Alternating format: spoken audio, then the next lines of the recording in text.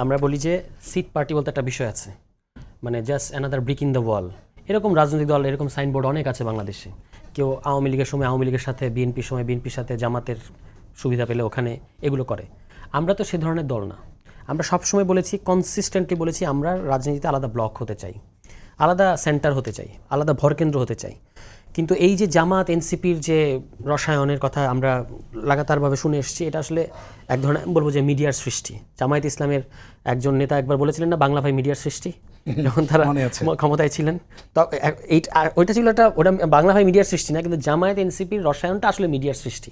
ঠিক আছে, কিন্তু আমি বলি, আমরা সংস্কারের প্রশ্নে আমাদের যে অবস্থান, সেটা হয়তো অন্যান্য অনেক দলের সাথে আমাদের মিল ছিল। যেমন গণ অধিকারের সাথে অনেক প্রশ্ন আমাদের মিল হয়েছে, গণসংহতির সাথে মিল হয়েছে, এবি পার্টির সাথে মিল ছিল। এখন কিন্তু এটা আলাদা করে জামায়াতের সাথে বলা হয়েছে।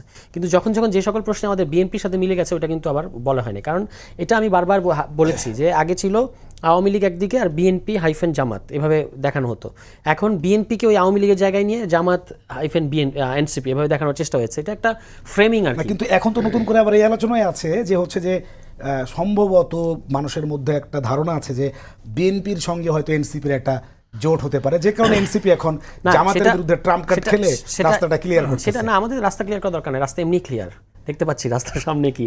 কিন্তু কথা হচ্ছে যে আপনার রাস্তা কি ক্লিয়ার, সামনে কি দেখছেন যদি একটু বলতেন। সামনে বাংলাদেশে আমরা দেখতে পাচ্ছি যে যদি কেউ কোনো নিজের রাজনৈতিক স্বার্থে কোনো একটা বড় ধরনের ঝামেলা না করে, তাহলে বাংলাদেশে একটা এই সংস্কার বাস্তবায়ন হয়ে একটা সুন্দর গণতান্ত্রিক পরিবেশ হবে এবং একটা ইলেকশনের মধ্য দিয়ে একটা ডেমোক্রেটিক সরকার আমরা আশা করি।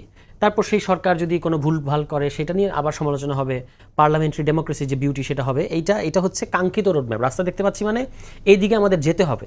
এখন এর মধ্যে যদি কারোর এই যে নির্বাচন হতে দেবো না, বানচাল করবো, এই ধরনের যে ভাষা অনেক রাজনৈতিক দল বলে ফেলে, আজকেও জামায়াতের সমাবেশ থেকে বলা হয়েছে, সেটা হলে আলাদা বিষয়।